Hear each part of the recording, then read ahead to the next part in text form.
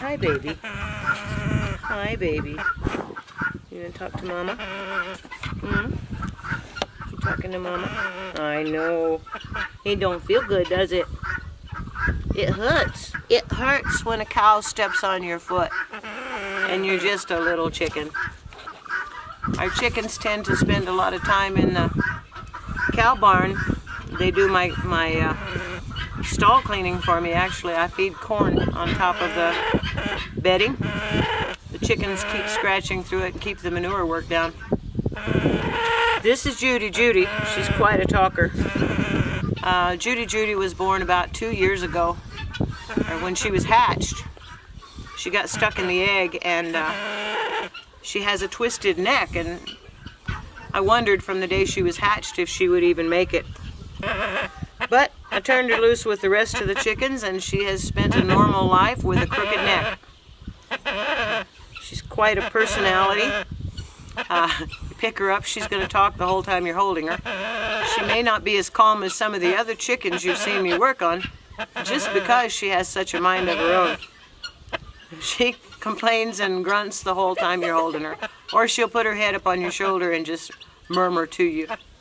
So, anyway, Judy got stepped on by a cow, and it has injured both of her feet. Looks like maybe she has a broken toe or a cut on one toe, and her other foot just had all of the skin scraped off of it. So what we're going to do is we're going to soak her foot in some warm soapy water, take a look at it, and I don't think it's too bad, but I just want to clean it up a little bit and put some silver sulfadiazine, something like that. It's one of my go-to treatments. The silver in it will act as an antibacterial, antifungal, and it really works well. So I'm just going to clean her up a little bit, and like I said, she's probably not going to be quite as quiet as some of the chickens you've seen me work on, because she does get held so often, and because she is so human-oriented. She has no fear of me. Therefore, she has no fear of telling me that she doesn't like something. So you look at her, I just want you to take a look at her body structure. She's got good solid feet, good solid chest and torso, but you start from her head, and her neck actually comes off to the side over here. This is her neck. Probably not the best time to be showing you her neck, but this is her neck. Her neck is way offside from her head. So we also have a broke neck chicken on the ranch, but you know, she's lived through it. She's a survivor. Pain. Something else I want you to notice here. I told you she was a couple of years old. If we can get the camera pretty close here, I want to show you something. One of the ways that you can tell a chicken's age is by the color. Now there's a lot of muck and mud on this. Is by the color of their feet. You see all that yellow?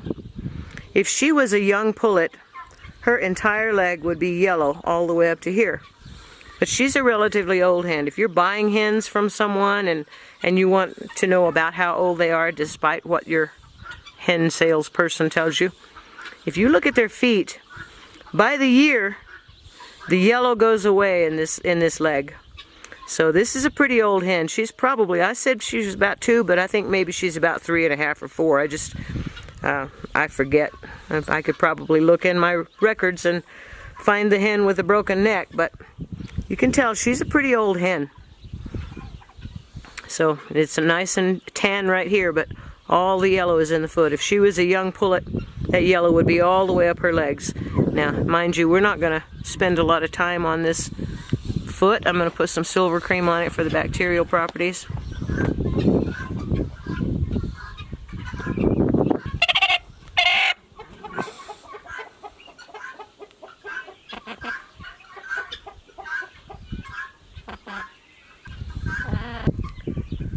Okay, so there you have it. Little Miss Judy Judy has had her foot washed. We know she has one toe that she lost. We know that she has an injury here. We know that most of this blood is residual from the other foot. And she's going to be off to the chicken pen.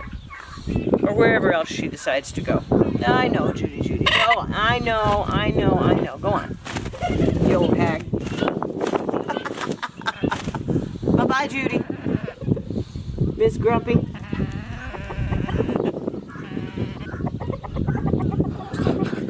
Little Miss Grumpy. Bye-bye, Judy Judy.